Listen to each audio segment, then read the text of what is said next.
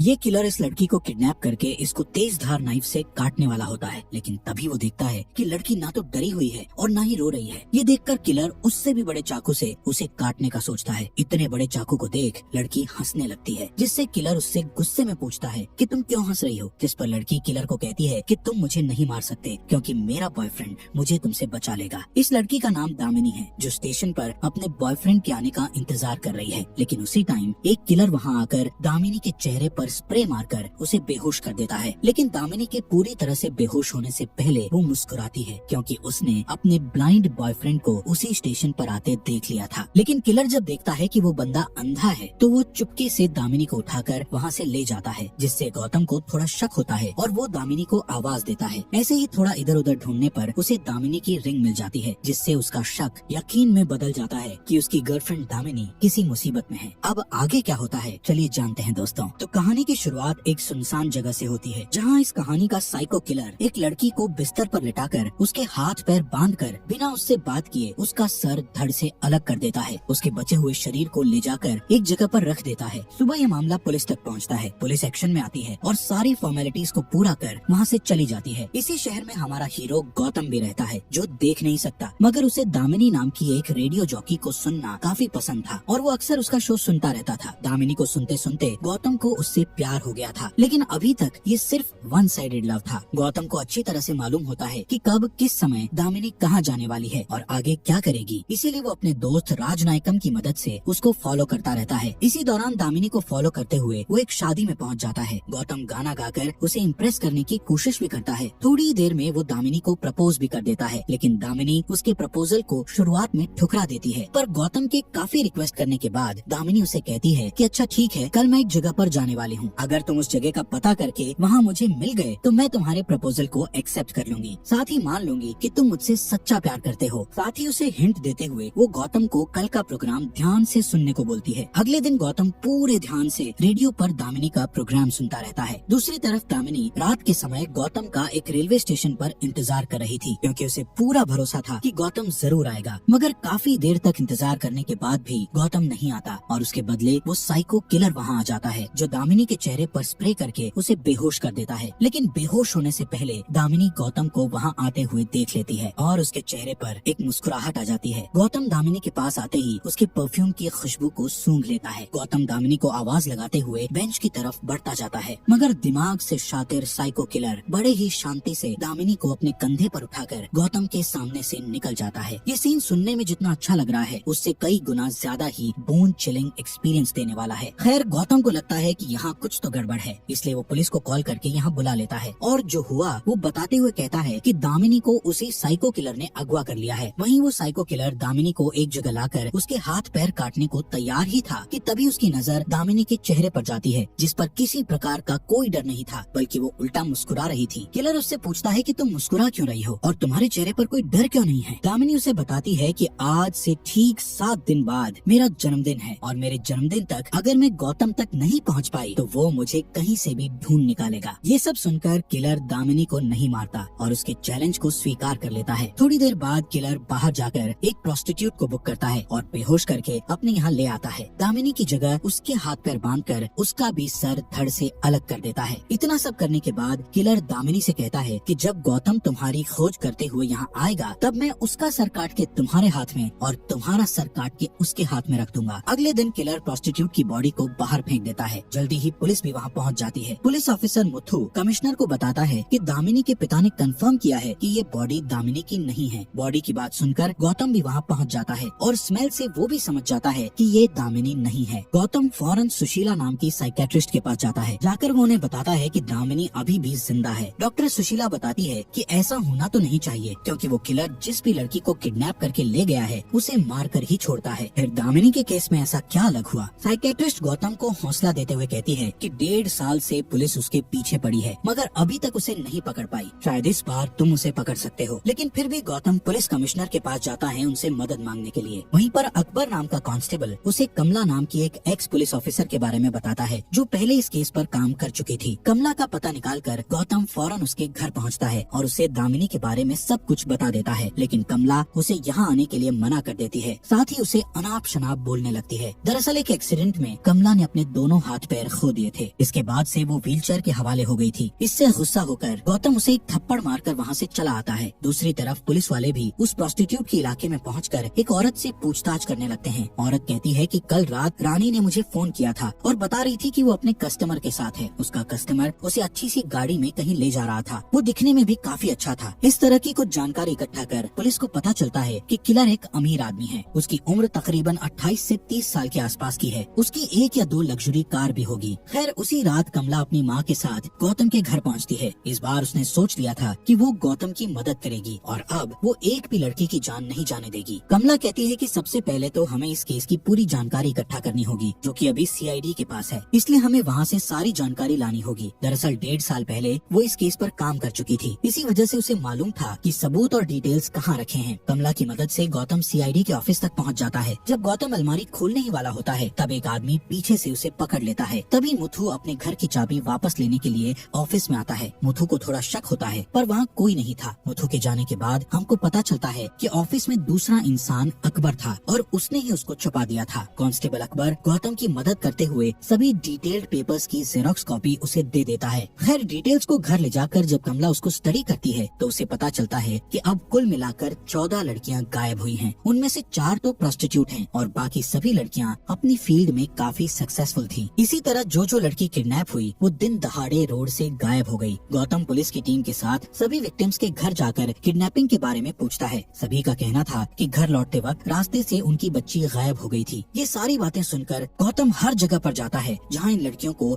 आखिरी बार देखा गया था। गौतम नोटिस करता है सभी क्राइम सीन पर एक चीज कॉमन है, जो कि एक डस्टबिन था, जिससे गौतम और कमला समझ जाते हैं कि जब वो लड़की अपने घर वापस जा रही होगी तो उन्हें डस्टबिन के पास जरूर कुछ दिखा होगा। इसलिए वो अपनी गाड़ी को रोककर उतरी होगी। पास ही खेल रहे बच्चों से पूछने पर उसे पता चलता है कि हमारे बच्चे ने रूपा नाम की लड़की के हाथ में एक पपी को देखा था। इस बात से गौतम और कमला प्रेडिक्ट करते हैं कि पहले किलर एक क्यूट से पपी को खरीदता होगा और उसे लाकर डस्टबिन के पास छोड़ देता होगा। फिर जब लड़की पपी को देखकर अपनी गाड़ी रोकती होगी तभी वो किडनैपर कहता होगा कि ये कुत्ता मेरा है, प्लीज इसे लाकर मुझे दे दो। और जैसे ही लड़की उसके पास जाती होगी वो किसी तरह से उनको बेहोश करके किडनैप कर लेता होगा। दूसरे दिन किडनैपर ठीक इसी प्लानिंग से एक नई लड़की को किडनैप करने वाला होता है, मगर वो इसमें सफल नहीं हो पाता क्योंकि कल कमला और गौतम ने ट्विटर पर ट्वीट करके सबको बता दिया था कि जहाँ पर भी कुत्ता दिखे तो उससे दूर ही रहें। इसलिए ये लड़की किलर के जाल में नहीं फंसी। ट्वीट का पता चलते ही तिलमिलाया हुआ किलर हैकर के पास जाकर ये पोस्ट डिलीट करने को कहता है और काम होने के बाद वो इस हैकर को भी मार देता है। उसी रात किलर उस लड़की को भी किडनैप कर लेता है जो आज सुबह इससे बच गई थी। किलर उस लड़की को अपने यहाँ लाकर एक बार फिर मार डालता है, मगर इस बार वो लड़की का सर काटकर उसका धड़ लाकर गौतम के घर के बाहर रखकर एक मैसेज भेजता है जिस पर लिखा था एडवांस हैप्पी बर्थडे। गौतम को उस लड़की के शरीर से एक अजीब सी महक आती है, इसलिए वो राजनायकम से कहकर एक सफेद और एक काले पिग को लाने के लिए कहता है। राजनायकम ऐसा ही करता है और वो उसके सामने दोनों पिग लाकर रख देता है। गौतम कमला को बताता है कि उसे इस लड़की की बॉडी के साथ ही इससे पहले मरने वाली प्रोस्टिट्यूट लड़की से सफेद पिग वाली गंध आ रही थी। वो लोग एक एक करके सभी पिग फार्म पर जाकर खोजबीन करने लगते हैं, मगर कोई भी पिग फार्म में उनको ऐसा यंग मालिक दिखाई नहीं देता जो किलर के हुलिये के साथ मैच होता हो। इसी दौरान मुथु को ये बात पता चल जाती है कि गौतम और उसकी टीम पिग फार्म जाकर पूछताछ कर रहे हैं, क्योंकि मुथु ने एक आदमी को गौतम के पीछे लगा रखा था। मुथु ऐसे ही एक पिग फार्म पर जाता है और इत्तेफाक से एक फार्म का मालिक वही किलर होता है जिसे ये अभी तक खोज रहे थे। पुलिस को अपने यहाँ देख किलर घबरा जाता है और पुलिस वाले को इंजेक्शन लगाकर बेहोश कर देता है। इसके बाद हम पुलिस वाले को उसके कमरे में बंद देखते हैं जिसमें किलर अपने सभी कारनामों को अंजाम दिया करता था। जब वो किलर वहाँ पर नहीं होता, दामिनी उसको होश में लाकर उसे यहाँ से भागने को कहती है, लेकिन मुथु कहता है कि मुझसे नहीं हो पाएगा। थोड़ी देर में वो साइको किलर मुथु के पास आकर उसे भी मार डालता है। इसी तरह सभी पिग फार्म की जांच करने पर गौतम और उसकी टीम के हाथ कोई सबूत नहीं लगता, लेकिन कमला को पूरा भरोसा था कि किलर इन्हीं में से किसी एक पिग फार्म में मौजूद होगा। नतीजे ना मिलने पर बेचारा गौतम काफी दुखी होता है और फैसला करता है कि आज रात वो घर पर अकेला रहेगा। थोड़ी देर बाद साइको किलर की गाड़ी वहाँ आ जाती है। गौतम समझ जाता है कि ये किलर की गाड़ी है, इसलिए वो जानबूझकर अपने घर से बाहर निकलकर अपने हाथ में एक कैक्टस का पौधा लेकर गाड़ी के पास जाता है। वहीं दूर खड़ा राजनायकम अपनी गाड़ी से किलर की गाड़ी को फॉलो करने लगता है। दोनों के बीच में एक काफी लंबी चेज होती है। दुर्भाग्य से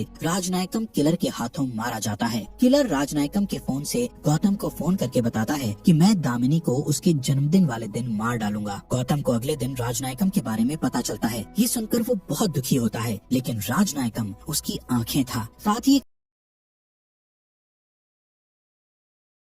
सच्चा दोस्त भी। पोस्टमार्टम करने वाले डॉक्टर गौतम को उसका सामान देते हुए उसे बताते हैं कि किलर उसकी दाहिने हाथ की छोटी उंगली को काटकर अपने साथ ले गया है। ये सब देखने के बाद गौतम कमला और उसकी माँ को कहता है कि वो अब और किलर के पीछे नहीं भागेगा। इस बात से कमला काफी नाराज हो जाती है और कहती है कि अगर तुम्हें इतनी जल्दी हार माननी थी तो मुझे क्यों निकाला अंधेरे से बाहर? क्या जरूरत थी मुझे उम्मीद देने की? सब मेरी गलती थी जो तुम पर भरोसा किया। अगर उस समय मैं कॉलेज की सीढ़ियों से नहीं गिरी होती तो आज मैं ये केस अकेले ही सॉल्व कर लेती। ये कॉलेज वाली बात सुनकर गौतम और कमला सीधे उस कॉलेज में जाकर पूछताछ करते हैं जहाँ कमला 1.5 साल पहले आई थी। दरअसल यहाँ एक स्टूडेंट का भी मर्डर हुआ था। उसी सिलसिले में कमला यहाँ आई थी। सीसीटीवी फुटेज की जांच करने पर एक सस्पिशियस आदमी दिखाई देता है जो अपना मुंह छुपाए हुए बैठा था। कमला और गौतम दोनों फौरन प्रिंसिपल से मिलते हैं। उनसे पूछते हैं कि ये कौन व्यक्ति है जो इस वीडियो में आपके बगल में बैठा है। प्रिंसिपल उन्हें बताते हैं कि मुझे ये तो नहीं मालूम कि वो आदमी कौन था, लेकिन इतना जरूर कह सकता हूँ कि वो एक लेफ्ट हैंडेड था, क्योंकि उसने मेरे यहाँ पॉपकॉर्न भी बाएं हाथ से लिया था। साथ ही पूरे फंक्शन के दौरान उसका दायां हाथ उसकी पॉकेट में ही था। ये सब जानकर गौतम के दिमाग में एक बात अचानक से स्ट्राइक करती है और वो फौरन ही जाकर राजनायकम के सामान की जांच करता है। इससे उसे क्लियर हो जाता है कि किलर की दाहिने हाथ में छोटी उंगली नहीं है। दरअसल ये सुराग था जो गौतम का दोस्त उसके लिए छोड़ कर गया था। जब किलर गौतम के घर आया था